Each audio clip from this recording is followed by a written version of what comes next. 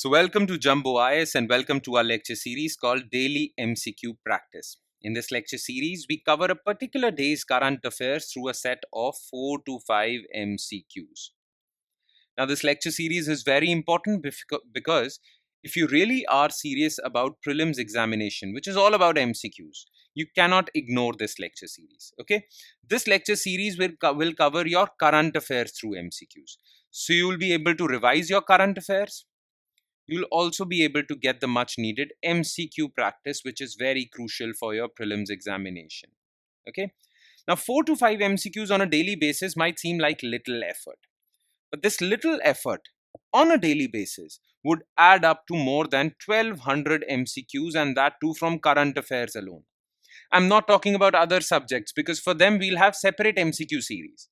Just current affairs, 1200 MCQs just from current affairs would secure your current affairs portion for your prelims examination next year.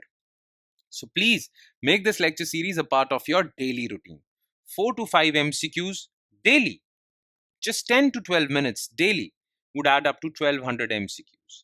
So while you're appearing for your prelims examination next year, you won't worry at all about your current affairs portion. You'll actually feel quite confident as far as current affairs are concerned.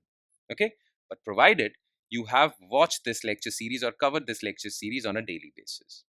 Okay, enough of the introduction. Let's begin with this lecture, starting with question number 1. Consider the following statements regarding Guyana. It is an English-speaking country in South America's North Atlantic coast. It is bordered by Brazil, Venezuela, Peru on all three sides. It is the second smallest state by area in mainland South America. All right. Now, Guyana basically lies on the northern coast of South America. Okay. So it is a coastal country. It lies just on the northern coast of South America. Okay. Now, it is an English-speaking country, which is quite uncommon. In South America, because most of the South American countries are either Spanish-speaking or Portuguese. They speak Portuguese. This is one of the few countries that speaks English. Okay, lies on the North Atlantic coast of South America. Absolutely correct.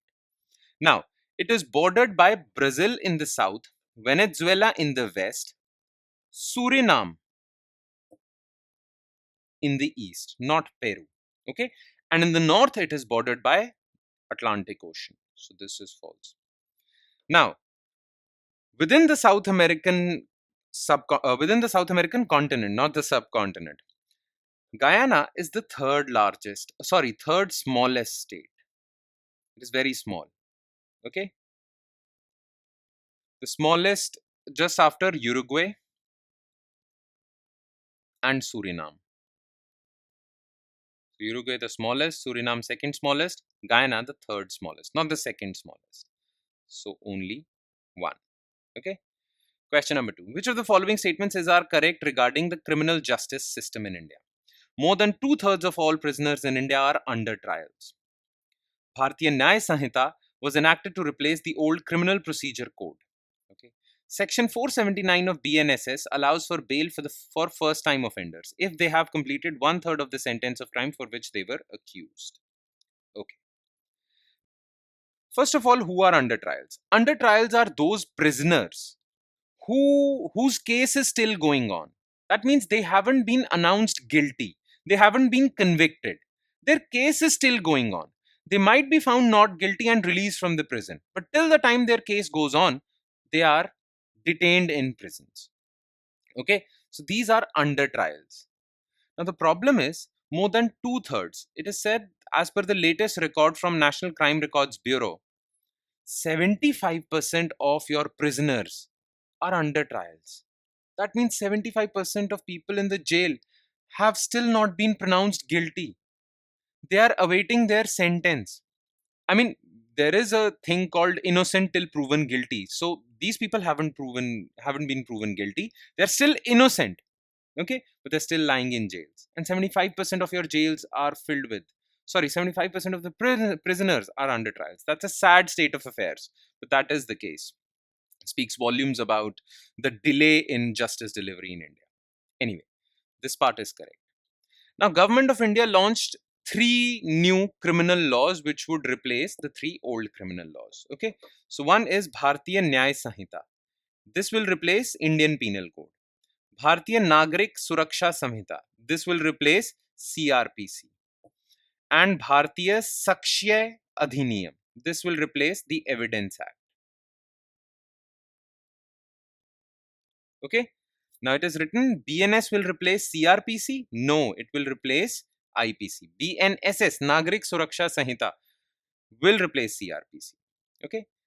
As per section 479 of BNSS, Nagrik Suraksha Sanhita, first time offenders, if they are under trials and they have completed 1/3 of their sentence, if they had been pronounced guilty, the time period they would have served, they have already served 1/3 of it. They are eligible for bail. This part is correct. Okay. C. Question 3. Consider the following statements regarding Sir Saint Francis Xavier of the Society of Jesus. He arrived in Goa in 1542 and was also called Goencho Sahib, Lord of Goa. He died in 1552 and his mortal remains were preserved in Basilica of Bom Jesus in Old Goa since 1624.